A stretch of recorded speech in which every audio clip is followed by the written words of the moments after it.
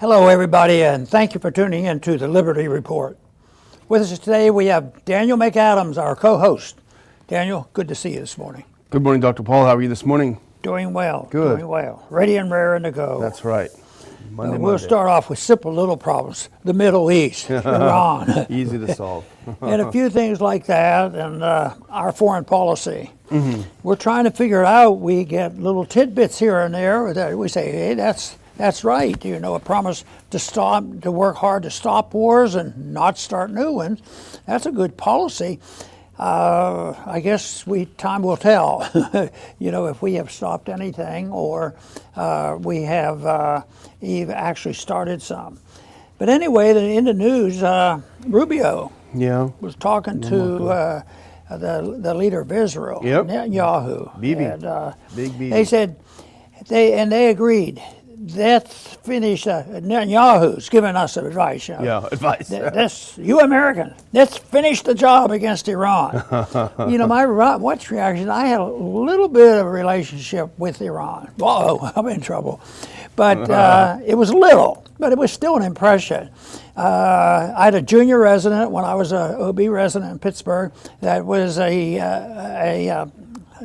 Iranian student who was visiting. Got to know a little bit about Iran then. Then also enough to know that I wanted to know more about their culture. So after we spent a couple years as partners in learning, I wanted her to cook an Iranian dinner. And she did that. She came out to my house and we had that, and I had to find the stuff to use.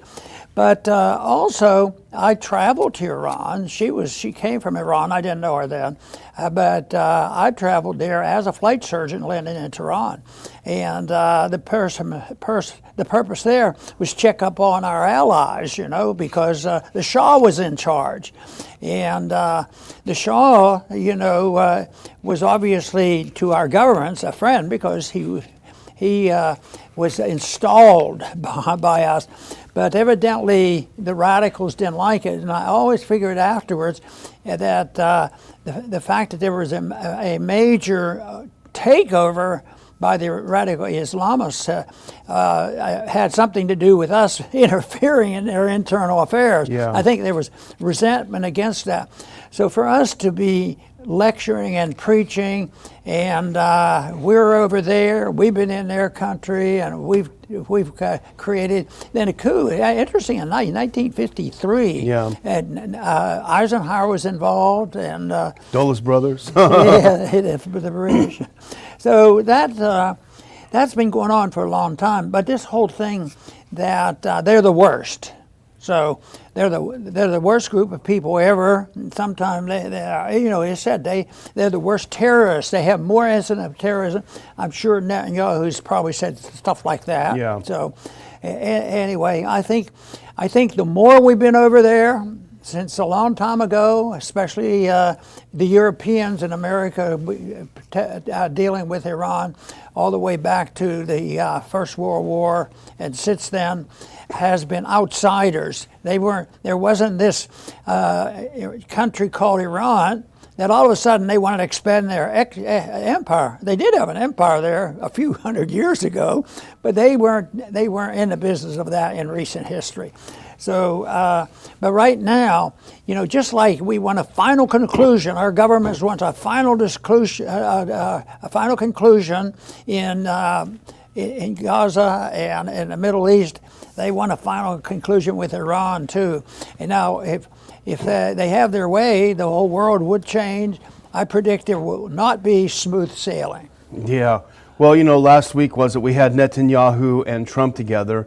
Netanyahu looked like he couldn't believe his luck when Trump was saying, hey, look, we're going to clear out Gaza and we're going to rebuild it and not let the Palestinians back in. And Netanyahu was saying, oh, is this my birthday or something? Well, I think rather than just be thankful for that, he was emboldened to ask for more.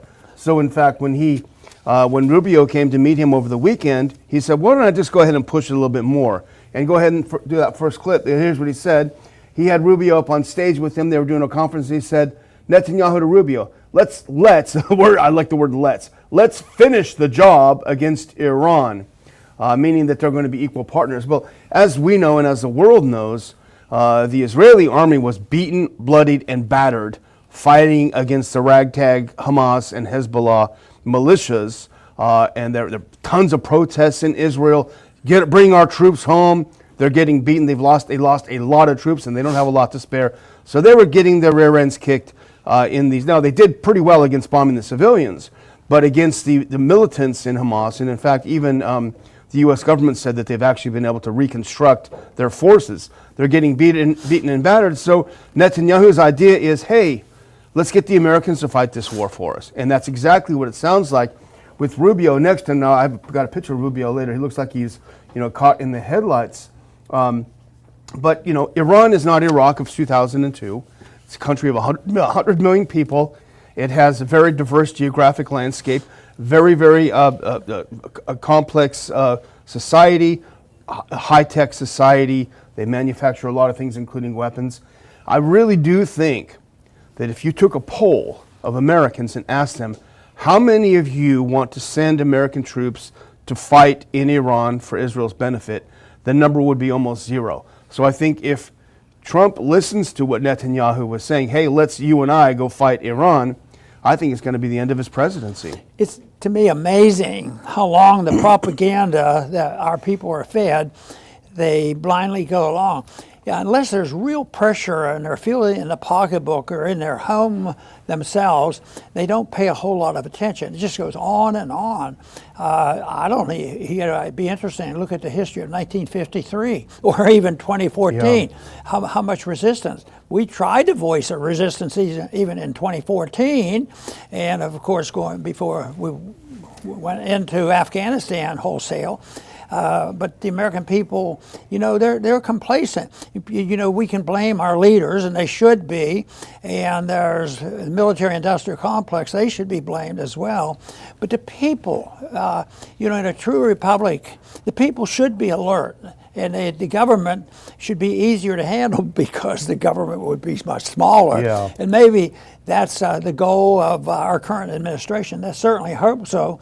Because every once in a while we hear some pretty good statements, and let's encourage that. But then we hear these horrible statements. Sometimes their staffers feeling it out, and sometimes we have to listen to those who are arguing. Oh, that's just the way the negotiations go. Scare them a little. We're going to put a 75% tariffs on you. Oh no, it's only going to be 50. Oh, okay, that's good. That sounds good. We just won this fight. We reduced the tariffs. So it's a mess. Well, put on that next clip. Now, here's what I was talking about Rubio. Now, you can't really judge from photos, but he looks like Netanyahu is gloating. He looks like the Cheshire Cat. He's got him right where he wants him, and Rubio sitting here going, "Great, thanks a lot, guys." This is where Netanyahu said, let's finish the job. Let's finish the job on Iran. Now go to the next one. Here is what Rubio did say. He was not sitting there as as a dove. He said, Hamas cannot continue as a military or government force. They must be eliminated. Rubio additionally stated alongside Netanyahu, warning that the gates of hell could once again be opened against Hamas. Netanyahu affirmed, we discussed Trump's bold vision for Gaza's future. I'm sure he loves that one, et cetera, et cetera. Now, the problem with this, Dr. Paul, is essentially what Rubio is repeating here is the Biden foreign policy with regard to Israel and Gaza in the Middle East. And that didn't work. That's what we agreed on. We can all agree on that. That did not work. That's why Americans rejected, if you remember, because Kamala Harris, they said, well, what would you do differently than Biden when it comes to Israel and Palestine? She said, I wouldn't do anything differently. Nobody voted for it. So people don't want the same policy, yet this is what Rubio is promising right here. So the thing in terms of polls, Dr. Paul, we talked about this, it came out last month, New York Times Ipsos poll showed that 53% of Americans don't even want to keep sending them weapons. Ask them if they want to actually send their boys and girls out there to fight. I bet you would have a massive 90% saying, no way, Jose, they don't want to do it. No. And they aren't just intellectual decisions making and policy statements. They're pretty tough. Like on a Hamas, Rubio, they must be eliminated. Yeah. That sounds pretty tough. Good luck. Yeah, so it's not going to happen. And like I believe earnestly, the whole takeover of the radicals in Iran was a consequence of our foreign policy. Yeah. And if you take a look at, the definition, and I know you know the conventional definition of what terrorism is. I think terrorism is when somebody gets involved in foreign policy and tries to take over a country, and then they try to hide their involvement, and they just send money and bombs, and then they march in with trying to sell something. Oh, Gaza's up for sale? Yeah. That'd be pretty neat. We'll take it. I bet we could do some good with that. Yeah. Well, then now you have Trump sort of marching in after this, and Trump has this kind of a different view of Rubio in a way.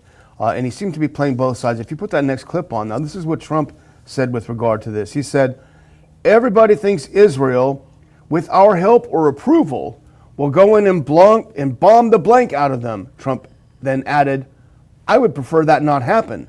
I'd much rather see a deal with Iran, where we can do a deal, supervise it, check it, inspect it, the president continued. And then the article goes on, this is the same Hedge article. That's when Trump made one of the more interesting, provocative comments in the interview. There's two ways of stopping them, with bombs or a written piece of paper. So it sounds like he's, the thing that struck me, Dr. Paul, tell me if you think I'm crazy here. This reminds me of what he always said about John Bolton.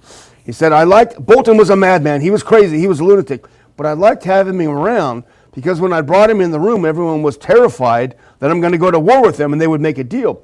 He almost seems to be slipping into a John Bolton role himself, where he's the one saying, I'm going to bomb the blank out of them, or we can make a deal. I mean, he's almost sort of taking on that persona himself. But that's sort of the way he handles trade policy, yeah, too. Yeah, like you just said. 100% tariff. No tariff. Yeah. No, it's a real shame what goes on unnecessarily. And it's always the use of force or the threat of use of force, or there's something that is designed to intimidate. And, I complain that the people aren't alert and they don't wake up. But I think a certain amount of strength, and being the top dog and taking over, people like it. And yet they don't think it through that, well, how are you achieving this? Well, we have to take over a country now and then, and that's how you become a powerful nation. Mm-hmm. So thrown in this mess, I'm always aware of the principle of the empire, and the empire, when that's empire building, anything goes because people get sucked into it. Yep. They say, well, we got to take it. It's America's interest. And I think, people say, well, you guys would walk off. You'd just leave Iran there. But wouldn't Russia take over? Wouldn't the Soviet system been successful? Well, that's where a little bit of common sense ought to come in, because if it would be able to do that, that means you're endorsing, the power of communism to surpass everything else, and the communism we didn't have. And I marvel at the breakdown of the Cold War was the fact that no bombs were dropped.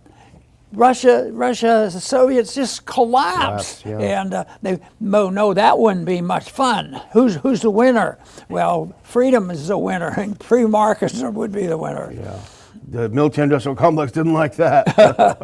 Well, the other thing that Rubio said when he was there, Dr. Paul, is he said, Iran is the #1 sponsor of terror in the world, and that reminded me of an article that our friend Larry Johnson, former CIA analyst, wrote back just a few days ago on February 8th in his excellent blog, which I highly recommend, Sonar 21. If you go to that next clip, he actually looked at statistics. And he said, according to the U.S. government data, Iran is not the major sponsor of terrorism.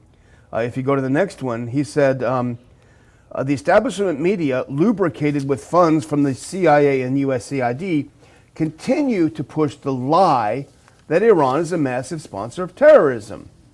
And this is the quote that he's using. U.S. government considers Iran to be the foremost state sponsor of terrorism.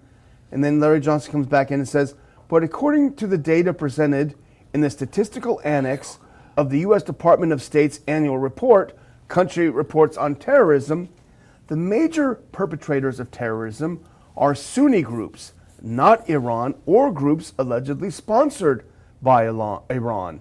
The Sunni groups receive financial support from the Gulf Arabs and, ironically, from the United States. Now go to the next one. Who are these groups that are the biggest sponsors?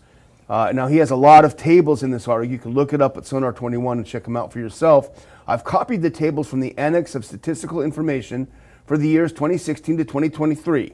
The data in these tables tell the story. ISIS has been the most active and prolific terrorist group for the 8 years presented in the spreadsheets. One group that is a subsidiary of ISIS, Tahrir al-Sham, has placed in the top 10 of the groups with the most attacks for 5 of the last 6 years. And guess who the CIA helped come in power in Syria? That would be Tahrir al-Sham, that same group. And you can go to the next one and see the stats. This is just for, these are the top groups. They're actually terrorists, which is using violence against civilians for political means. Just click onto that next one just for a little tidbit to see these are the stats, and you will see that the top terrorists are actually not, as Marco Rubio says. But I guess it makes a good bumper sticker, Dr. Paul, to repeat that over and over. You know, and looking at Syria, I always want to, who got the spoils? Who ended up with the oil in Syria? Well, it just happened that, could we have been at partners with ISIS or something like that? At least the policies, either that or were really stupid, you know? Yeah. So, but maybe there's an international conspiracy against freedom. Yeah. It's been that way for a long time. Yeah. Well, the second article that's come up that I noticed it, and everyone is noticing, actually really a lot of people are talking about it, to be honest with you, Dr. Paul, and this relates to someone you may or may not know. You probably do know him. Go to the next one. This is up on Hedge. This is pretty fun, actually. It's pretty interesting. If we could put that next one up, go ahead one. We'll skip this one. Let's do it. Rand Paul supports Fort Knox physical audit after Zero Hedge suggestion goes viral. Now go ahead. Now this is on X. It's pretty fun here, Dr. Paul. I really want to get your take on this and see what you think. So Zero Hedge put out a post on X saying, it would be great if Elon Musk could take a look inside Fort Knox, just to make sure that 4,580 tons of gold is there. Last time anyone looked was 50 years ago in 1974. Elon responded, surely it's reviewed at least every year. And go to the next one, to which Senator Paul said, nope. Let's do it. So, and then those 4 words just exploded everywhere on X and elsewhere. Can you imagine that I wasn't surprised about Rand's position? So, no, the whole thing is that people wondered why I ever got involved in emphasizing the monetary issue. That is not complex, because I see that as the energy, and that happens, the lifeblood of all the stuff that goes on. Everything in welfare, everything in intervention, economic mischief, wars, because the money wouldn't be there. You'd have to take it from savings, and the people wouldn't put up with it. But they keep doing it, and yet I always believe that if you had the audit, and it looks like he's on to something right now, and they're paying more attention. Conditions have changed. It took a while for us to introduce that idea to a lot of people. And one of the way we got it started was at the end of the 70s. The gold had shown its strength, going from $35 up to $800. And Jesse Helms and I got together and we introduced a bill for the Gold Commission to study gold in the international monetary system. And that didn't make the bankers or the establishment very happy. I remember Reagan was in office, and he was a quiet supporter, but Reagan, he was really annoyed by all this. I think he was made chairman of the committee. There were 17 members in the committee. Lou Lehrman and I were the pro-gold people, and there was another gentleman that was sympathetic. But I introduced one amendment when we at the end of the commission to try to get support for an issue. So I picked audit the gold, and I thinking that would wake people up. So the 17 members voted, and 15 said, no way. No way. Don't tell them. But there was this audit. There's this token audit that they do every year, which, the management of the personnel, it has no bearing to it. To find out if the gold is there, I don't think anybody outside of the ones who own the gold, and maybe they don't know either, because maybe 2 or 3 people are doing exchanges like that. So that, but the audit of 1974, and Phil Crane, friend at the time, was very interesting. He actually went, but the evidence there was it was facade. It was a fake. It was just a joke, and Phil confirmed that. So he didn't see any gold when he went there, or? No, there were like 14 units of gold. They only opened one. They did no assays. They didn't open up the boxes. And wow! It was a PR demonstration, and they showed pictures. Wow, a lot of gold in there. That's crazy. So, but right now the atmosphere is good. So. Yeah. I wish Randy well for the country's sake, because somebody asked me, well, what do you think? Well, I think about it, but I don't know. But the other thing is they lend gold out and create it as a reserve, so to speak. And I think not only if they go in and find out that they have, they can put up gold there and say, see, there, it's all there. But sometimes you don't know who owns what. Yeah. And they go, this is the British gold, this is French gold, but I don't think it's a part. But the best effort that I think can be made is since it's such a fake, I think the people ought to own the gold. But that's not the way it is. And although the founders recognized gold and silver as legal tender, they did not recognize a central bank. Yeah. And that's where the line should have been drawn. Well, Senator Rand Paul, as you know, is the chairman of Homeland Security and Government Oversight. But there was another chairman a while ago who was also interested in this. And in fact, thanks to Natalie Danielson, who dug up this old clip of another chairman in the chairman's seat. Let's put on our earphones and listen to a minute of a really nice blast from the past about this Fort Knox gold. We recognize this guy. Let's listen to a minute of this. For far too long, the United States government has been less than transparent in releasing information relating to its gold holdings. Not surprisingly, this secrecy has given rise to a number of theories about the gold at Fort Knox and other depositories. Some people speculate that the gold has been involved in gold swaps with foreign governments or bullion banks. Others believe that the gold has secretly been shipped out of Fort Knox and sold.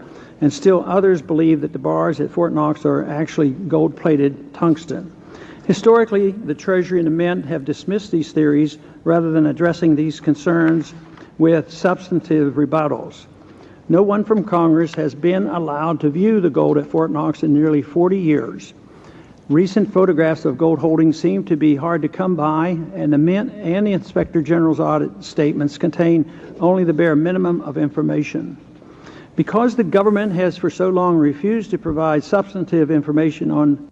Okay, we can cut that out now. That sounds like some kind of a Hollywood movie, you know. I was suspicious. You're a conspiracy theorist. Yeah. Well, it's to me a big issue, like I've always said, that everything can be traced back to that, because if you people who want power and control, politically or financial, they want to know about the monetary system.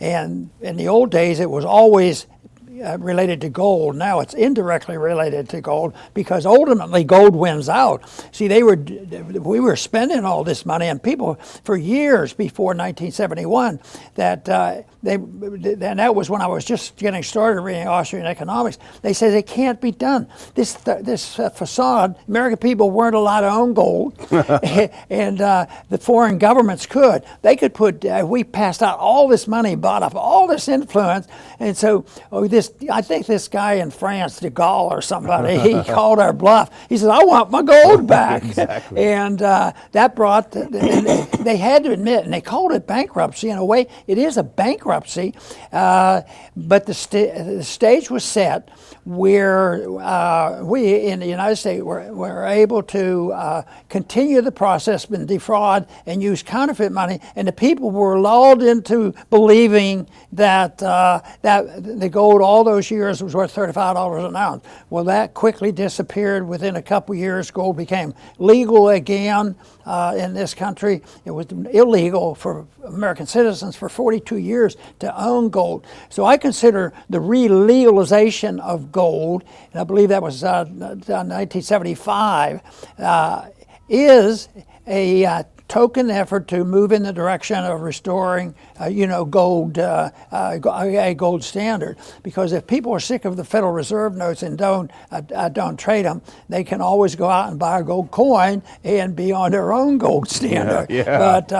And I don't think it's necessary to have an authoritarian type gold standard, even though when gold was used, the Byzantine Empire used it for 1,000 years, and gold, the Byzant lasted that long, but it was honored, as an honest weight. So anyway, all this conversation I think is great because I'm against big government, I'm against the wars that it fights, and all the industrial complexes. A good way to stop it all would be to have sound currency. Absolutely. Well, we'll see if it gets traction. That'll be neat. It'll be fun to see. I'm going to close out, Dr. Paul, by thanking our viewers on this Monday morning.